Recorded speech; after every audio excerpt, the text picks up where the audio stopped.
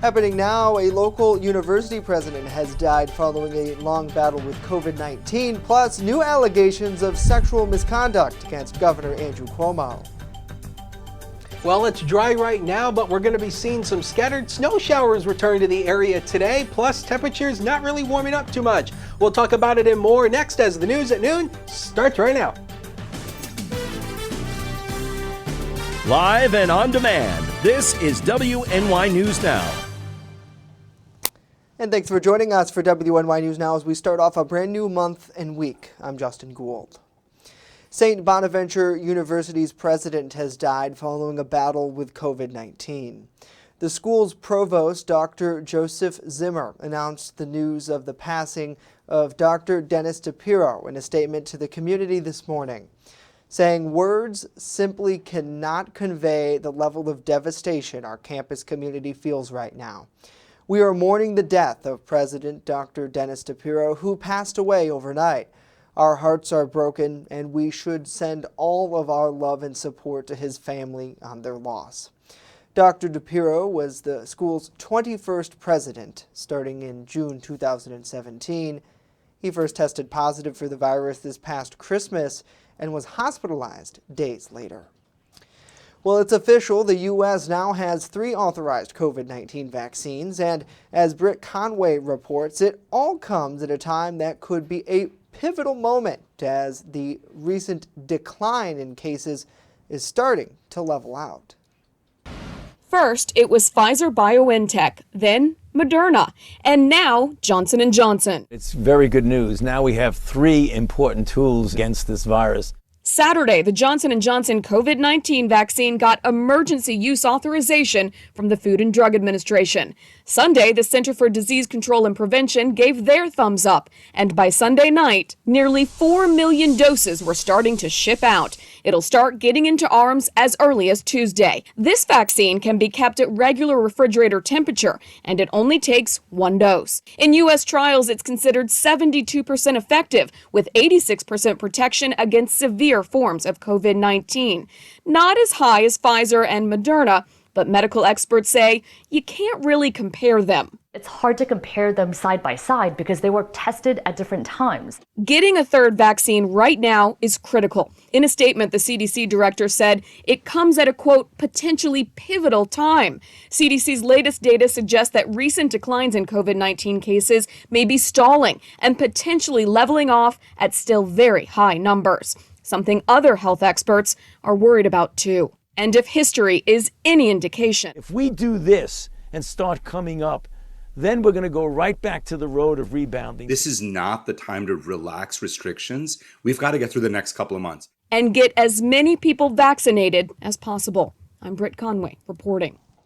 Britt, thank you. Here locally, 2 COVID-19 vaccination clinics took place over the weekend. One Saturday at SUNY Fredonia and another yesterday at a local VFW in Celeron. Tomorrow, a mass vaccination clinic is happening at SUNY JCC here in Jamestown, with appointments for that site booking up just hours on Friday. Well, police in Jamestown are looking for the next generation of officers. The Jamestown Police Department is joining forces with other law enforcement agencies from around the county to advertise the upcoming civil service exam and police academy. Now, since the late 1970s, law enforcement recruits have studied at the Chautauqua County Sheriff's Academy. The course, which is in partnership with SUNY JCC, offers a chance for those interested in careers in law enforcement to get the proper training in the field.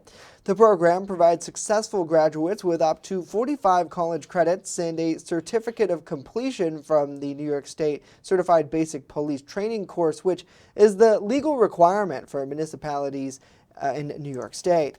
The program is operated in a 2-semester system. Those interested in learning more about the academy or the upcoming civil service test are advised to contact Jamestown Police on their Facebook page. Well, gas prices continue to climb in and around the Jamestown area. Last Monday at this time, the price for a gallon of gas was just $2.75. Well, a check of GasBuddy.com this morning shows the average price for a gallon of gas is now $2.79. That's a 4-cent increase. Both the state and national average is also up from last week. The state's average is $2.78, that's up 8 cents, with the national average at $2.72, up 8 cents. Auto Club AAA says the price jump is in line with increasing crude oil prices caused by refinery outages due to last week's winter storm that impacted the Gulf Coast region. As refineries restart and they resume normal operations, experts say supply is expected to increase in impacted areas, and that should bring some stability to the pumps. Well, we thank you for joining us for WNY News Now as we kick off a brand new week and a new month. Let's check in with the comments and say hello to Joseph. Happy Monday to you, sir. Thanks so much for tuning in. Great to see Pam. Good to see Samantha, Stephanie, Trish, Bob, and Lori as well. Let us know what you think about these stories and more in the comments down below, or simply say hello. We always love to check in. Well, now let's switch gears a bit and get a first check of our weather forecast. Chief Forecaster Dakota Hunter standing by with a live look from nearby Mayville. And Dakota, it looks like a beautiful day out there right now. Yes, it is so far. It's a nice Monday and a nice start to March, but yeah, it's not going to be staying that way for long. We actually have a few peaks of sunshine peeking through in Mayville right now. 32 degrees and the high temperatures have already occurred for today, but we're actually starting to stretch out the sunsets here. The sunset time tonight is 6:07. By the 1st of April, it's 7:43, and that's no joke. On May 1st, 8:16, 8:47 on June 1st, and July at 8:57. So the sunset time. So eventually, we're going to see twilight, 9 o'clock, 10 o'clock still. 41 was the high yesterday. We started the day at 29, 63, and 23 below zero are the record highs and lows for today. So through the afternoon, a good amount of clouds, scattered snow showers are going to be developing through the afternoon. 1 inch or so of overall accumulation, not too big of a deal through the daytime today. Temperatures fall through the day and windy, 21 to 26. This is where we're going to end the day today by sunset. And look at that healthy northwest wind, 15 to 30 miles per hour. Now, the snow clears out for tomorrow. Then we actually get into some sun and clouds for much of the week. We'll talk about it in full detail with that 42 degrees and sunny 7-day forecast later in the show. Justin? Dakota, it just means one thing's coming. Spring. Don't get ahead of yourself now. Hopefully sooner than later. I don't know. We got to get through March, That's true. This always is the way. Well, thank you. Well, New York Governor Andrew Cuomo is responding now to sexual harassment claims made by 2 former aides. As Athena Jones reports, pressure is mounting against the governor after a second former aide came forward over the weekend accusing him of sexual harassment. Cuomo addressing the allegations, writing in a statement, "I now understand that my interactions may have been insensitive or too personal, and that some of my comments, given my position, made others feel in ways I never intended. I acknowledge some of the things I have said have been misinterpreted as an unwanted flirtation. To the extent anyone felt that way, I am truly sorry about that." The statement in response to a former aide who came forward and recounted to the New York Times instances where she says the governor inappropriately questioned her about her sex life in a June conversation. Charlotte Bennett says Cuomo asked her such questions as if she was monogamous in her relationships and if she had sex with older men. Bennett tells the Times, "I understood that the governor wanted to sleep with me and felt horribly uncomfortable and scared," adding she was wondering how I was going to get out of it and assumed it was the end of my job. Cuomo denied Bennett's allegations in a statement Saturday. Bennett told the Times she reported the conversations to the governor's chief of staff and was transferred to another job. She left the governor's office in November. There should be an independent review of these allegations. They're serious. It was hard to read that story as a woman. Bennett's allegation came on the heels of former aide Lindsey Boylan's accusation last week. In a post online, Boylan says Cuomo asked her to play strip poker on his taxpayer-funded jet. In another instance, after a one-on-one briefing with the governor in 2018, she says she got up to leave and walked toward an open door. He stepped in front of her and kissed her on the lips. She writes, "I was in shock, but I kept walking." Cuomo denied Boylan's accusations in December when they first surfaced. Cuomo initially tried to appoint an independent reviewer to look into the allegations, but New York's Attorney General Letitia James rejected that, insisting on an independent investigation by an outside law firm with subpoena powers. Several high-profile New York Democrats also rejecting Cuomo's effort, arguing that he should have no role in shaping the probe. If these investigations bear out, it really starts to, I think, call into question the leadership that we currently have. Athena, thank you. Neither one of Cuomo's accusers have made further comments. Well, Jamestown representatives in New York State's Senate is now calling for an independent investigation into those harassment claims against the state's governor. New York State Senator George Borrello says that women have shown great courage in coming forward, even though they might face media scrutiny as Cuomo's administration denies the claims. He is, among other lawmakers, calling for an immediate investigation into Governor Andrew Cuomo's alleged sexual harassment of two former aides. When you're in a position such as governor, you have to be extremely careful, but there is a lack of transparency, and on top of that, there is, talk about the toxic environment in the Cuomo administration. So this needs to be addressed. Is it a hostile work environment? We know that it lacks transparency. We know that they are prone to manipulating and withholding information. And we know that it's common knowledge here in Albany that this governor is vindictive and holds grudges and is constantly on the attack and aggressive. So this behavior is certainly consistent with the patterns of behavior that we have seen from the Cuomo administration. And just today, New York State's Attorney General says her office will launch an official probe on the matter. In a statement this morning, Attorney General Letitia James saying she expects to receive a referral with subpoena power to investigate the allegations. Next here, a lot more to tell you about what local radio station will soon air their last broadcast. And later, we'll tell you about a new program that aims to connect history and technology here in the Jamestown area. Stay with us as WNY News Now continues.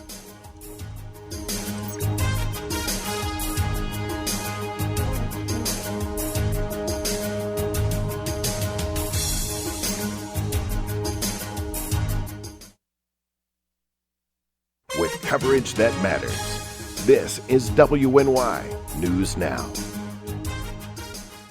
Honest John's has what you're looking for. When you want it good, we're gonna give you lots more. From freshly made subs to the best of pizza and wings, Honest John's has what you're looking for. And now 2 great locations, East 2nd Street and Fairmount Avenue. Order takeout or delivery today online at honestjohns.pizza. You're gonna get it good at Honest John's. There's an old saying, there's no news in the newsroom. Well, it's true. The time I spend at the anchor desk is just part of my day. Most of our time is spent gathering stories in the community, stories that matter to you. We can't do it alone, and we need your help. When you see breaking news or have a news tip we should know about, drop us a line on Facebook today, email our news desk, or call our newsroom at 488-7226 so we can bring those stories straight back to you. EagleZip.com is your local one-stop shop for all of your home and business computer needs. Located on Fluvan Avenue Extension, just outside of Jamestown, EagleZip.com sells and services all brands of desktops and laptops, as well as servers and network equipment for your business. All new computer sales include transferring your data from your old computer plus a 2-year warranty. Call EagleZip.com today. Stop by EagleZip.com today and let us make computers easy for you. Remember when you were a kid, huddled around the television waiting for your school to close?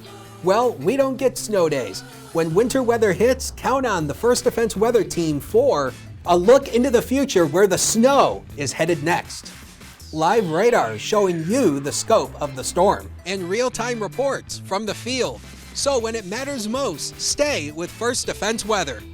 Catch your First Defense forecast daily on WNY News Now. You're watching WNY News Now, where coverage comes first. And welcome back to WNY News Now. 2 Guederacas County men are accused of driving drunk following a crash near Steenburg last week. New York State Police say 47-year-old Dustin George abandoned his vehicle following a crash on Old Route 17 on Friday. Troopers say they observed him leaving the scene in another vehicle with 52-year-old Scott Abrams behind the wheel. Now, after stopping that vehicle for further investigation, police report the duo both failed several standardized field sobriety tests and were accused of drunk driving. At the State Police Barracks in Jamestown, troopers say Abrams provided a breath sample of .14, while George provided a sample of .21. Troopers say that 2 were issued appearance tickets and released. No injuries reported as a result of the crash. Well, a local classic hits radio station will soon be going off the air.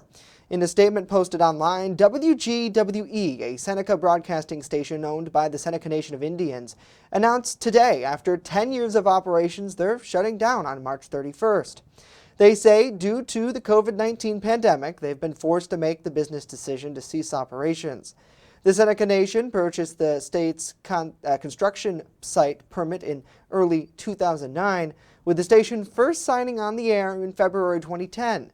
The station's playlist featured a mix of oldies ranging from the 1960s through 1980s, some limited 1990s material, classic rock, native music, and classic country as well. The radio broadcaster also provided play-by-play coverage of the Olean Oilers, summer baseball, St. Bonaventure's women's basketball, and other youth football programs as well.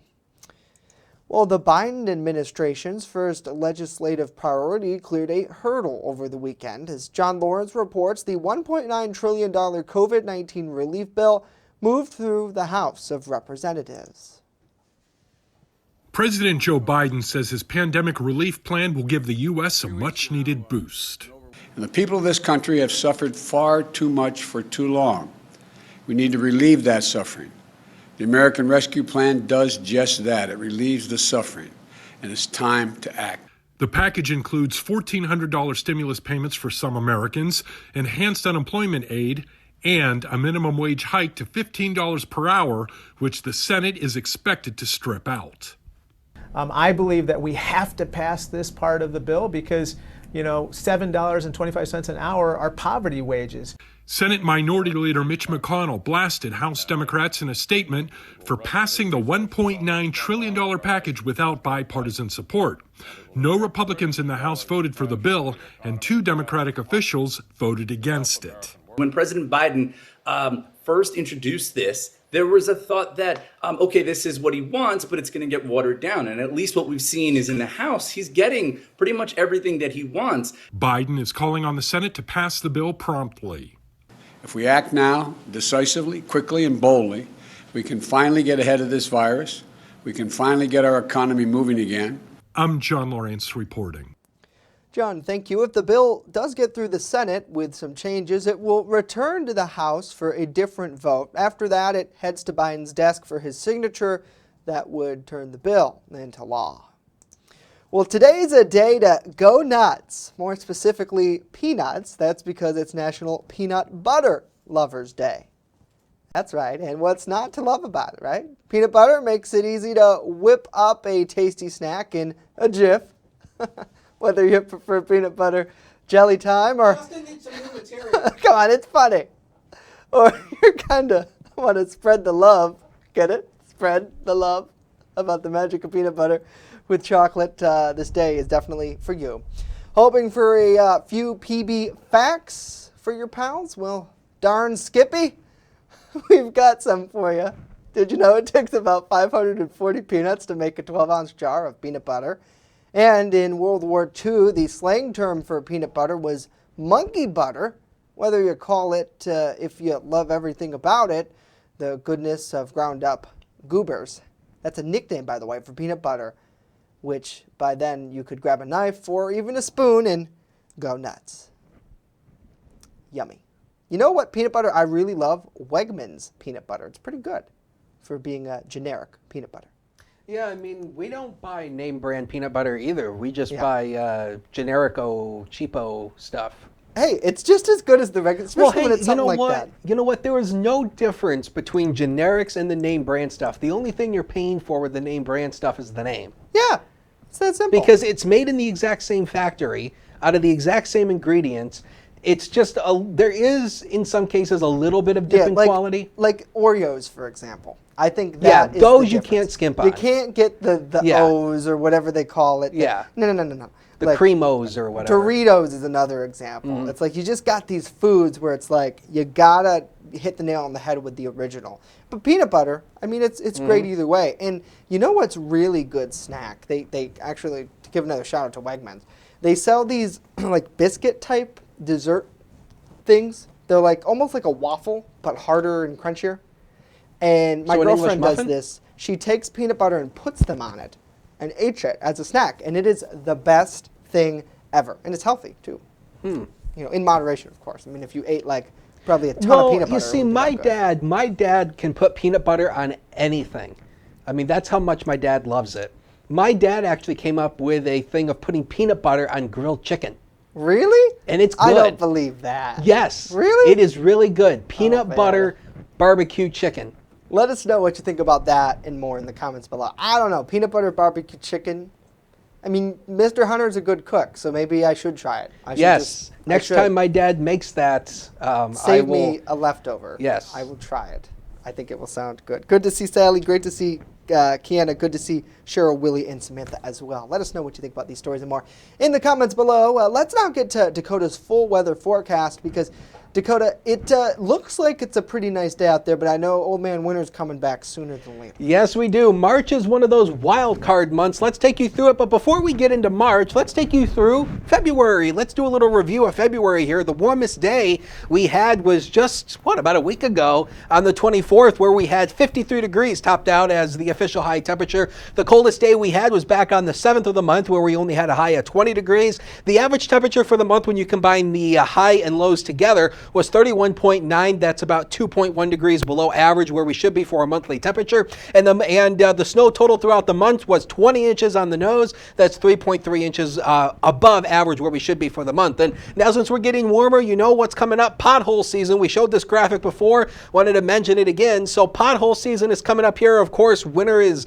very rough on our roads around here with the salt and the plows going over it. But of course, as it starts to get warmer, the warmer temperatures by day and colder temperatures by night start the pothole process, and so your car is going to be doing this pretty soon. So the water seeps down from the ice and snow melt into the pavement, and it forms underneath the asphalt, and then as it freezes, the road starts to crumble. So we all know our cars are going to be bouncing around pretty soon, so your cars and yourself are not going to be happy about that. 30 degrees as a noon hour right now. That's down from a high of 33 today. Healthy northwest wind to 18. The wind gust is at 28, and the wind chill is down to 18 degrees when you factor in the wind speed and the air temperature together. Now, there is a wind advisory for Allegheny County. Does not include the western southern tier or northwestern Pennsylvania, and there's actually a flood watch for Erie County, New York, which includes Buffalo, and that is for some of the snow and ice melt possibly causing some ice jam flooding, but should not impact us in the southern tier. So here's the setup for today. We've got a cold front that's dragging on through, that's bringing in that colder air from the north and west. We're ultimately going to see some minor lake effect snow showers setting up, and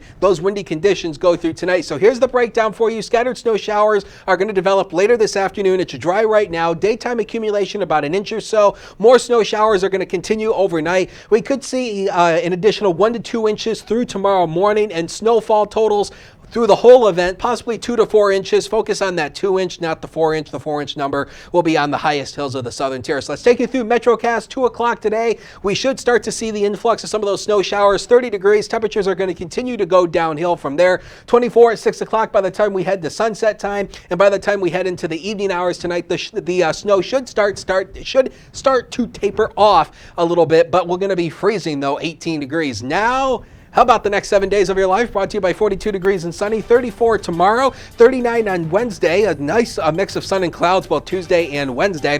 Thursday, we're back to cold air. And then by the time we head into the weekend, we stay into the lower 30s. We'll take a break and be right back.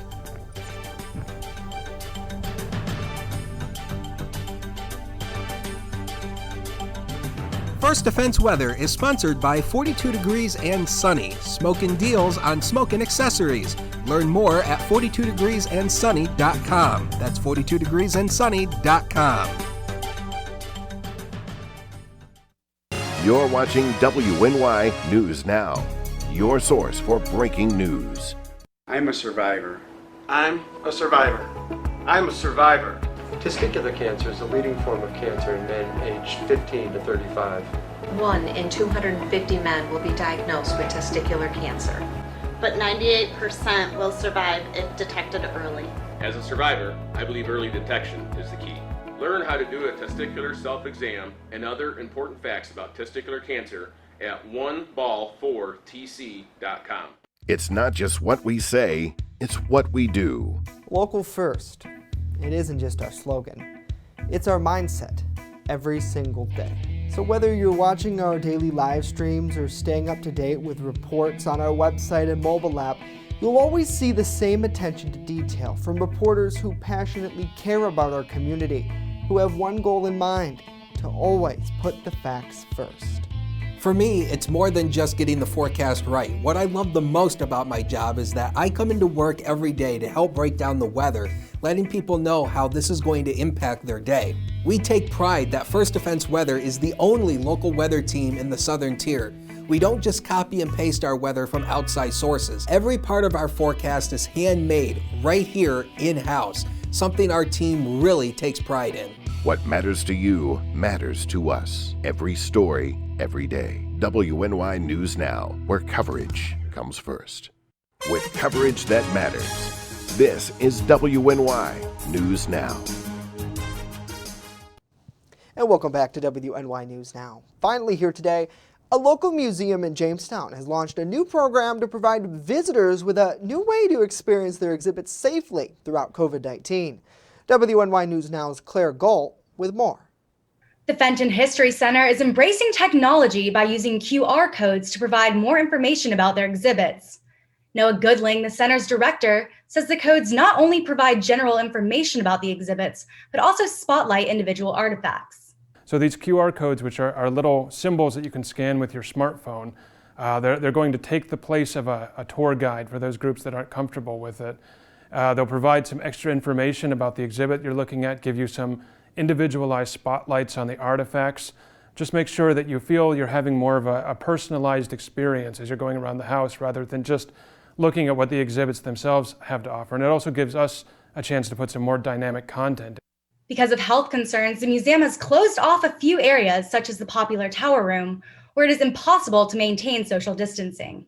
Access to all of the important parts of your history or of our town's history, and anywhere that we have had to shut people out from a space like the tower room, we've provided some kind of an alternative so that even if you can't get that exact experience you were looking for, you can get something close to it or something that gives you a similar experience. During weeks when the museum was forced to close completely, they released videos highlighting different artifacts within the collection. Something that you've probably walked past 20 times if you've been to the Fenton that many times, never noticed it, never really realized that it was of significance, but it turns out it had a really rich history behind it, something interesting, something really relevant to our area, to the development of our area.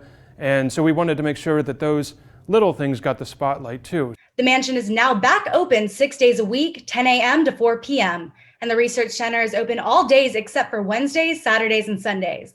I guarantee that you'll learn something interesting and fun if you come here. Claire Galt, WNY News Now. Claire, thank you. The Fenton Mansion was built back in 1863 and now brings visitors back to the Victorian area with their exhibits. Certainly pretty cool. Thanks for joining us for WNY News Now. Let us know what you think about these stories and more in the comments down below. Dakota, I think it's no secret I absolutely love the Fenton, and it's great to see they're merging that gap with technology, something we see in other places as well around the area, other local venues adapting and bringing up those QR codes to provide more information when maybe you don't want a tour guide or someone standing right next to you. Do you know what it actually kind of reminds me of? The NCC. Yeah, they do that because very it's sort virtual. of like, you know, with the bracelets that you put on with the NCC, how it customizes your experience. Like the bracelet could be like because I believe it works sort of like a tour guide. Right, yeah, it guides you through. You don't really have Yeah. a physical person who necessarily gives you information. And, I imagine we'll get back to that one day, but, right now it might be better to not have someone right up in your face. And Right. it's really great to see that they're adapting and I think doing well with it too, and keeping people engaged online where, if you've gone through that museum a couple of times, you know what a lot of these exhibits, the main exhibits, focus on, but there's so many untold stories from there that I think are going to take a much bigger spotlight than they did before. So it's great to see, and we appreciate Mr. Goodling and his staff for their work. Well, that's going to do it for us today. Of course, news 24/7 at WNYNewsNow.com. We'll leave you with this live look over downtown Jamestown. Dakota and I are back tomorrow. Hope to see you then.